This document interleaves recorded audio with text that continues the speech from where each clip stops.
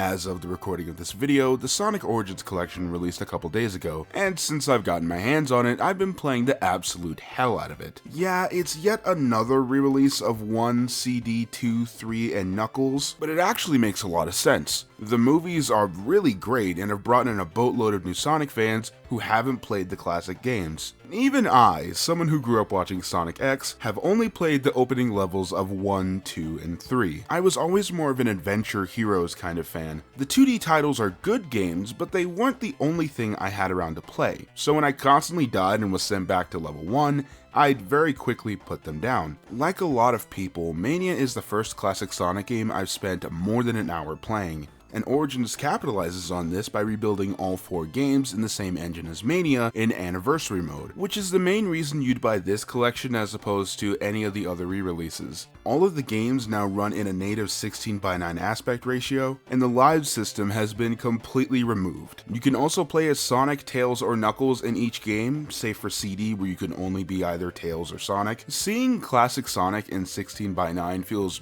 really weird, but I eventually got used to it. However, if you're a purist, you can still play the original games in the 4:3 aspect ratio. There are optional borders you can add, but let's be honest, those are fucking ugly. Revisiting this era of Sonic through both the classic and anniversary modes makes me feel like I finally get it. I finally get why classic fans are so die hard. These games are really fun. Levels are fast paced, for the most part. Bosses are fun without going on for too long.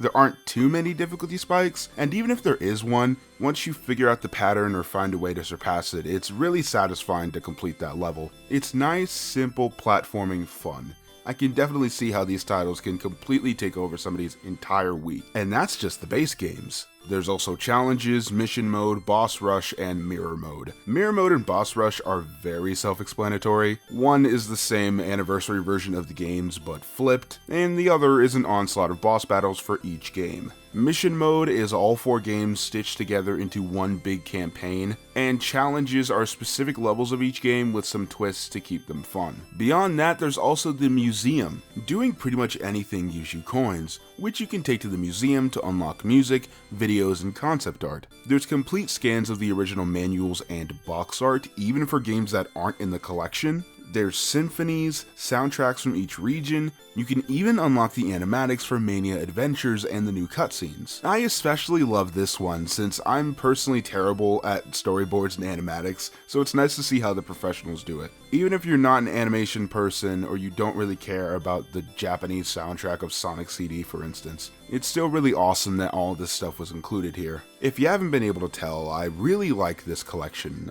That being said, there's still some things I don't like. Some of these have nothing to do with the Origins collection whatsoever, like realizing that Sonic 1 special stages make me very nauseous. The underwater timer is absolute bullshit. Chemical Plant is a terrible zone, and I'm convinced that all of you motherfuckers have Stockholm Syndrome. Oftentimes it can feel like you die from something that wasn't even your fault at all, like Wing Fortress from the latter half of Sonic 2. Why in the flip-flop wearing fuck do all the platforms come out at different times? However, there's also some issues that are specific to this collection. There's an issue of the Tails AI just spamming the jump button off screen, which is very obnoxious. That stuff aside, I personally didn't experience anything too major, but this is all definitely an obvious side effect of Origins being rushed out the door by Sega. And here I thought their rushing games out the door days were done. My biggest gripes with this collection are obviously the rushed release, the inclusion of Denuvo on PC, and the standalone versions of the games being delisted on both 7th gen consoles and Steam. If you've seen my DRM video, you already know why I hate it. It's stupid, it's dumb, and it has the potential to ruin games. If I didn't have to get this video out quick since it's a new release, and if Fanatical didn't have a banger fucking sale, I'd definitely buy it on Switch or PS4. And when it comes to delisting the other releases, on one hand, who the fuck is hunting down Sonic the Hedgehog on Xbox 360? And even if they are delisted, there's always a Sega Genesis collection, but even that only has Sonic 1 and 2, I believe. Even though those other collections exist, I'm always a proponent of having more choices. Hardcore fans have already started noticing major differences with this collection, the most notable being Sonic 3's prototype soundtrack taking the place of the tracks that were originally made by Michael Jackson. Just to make it super clear to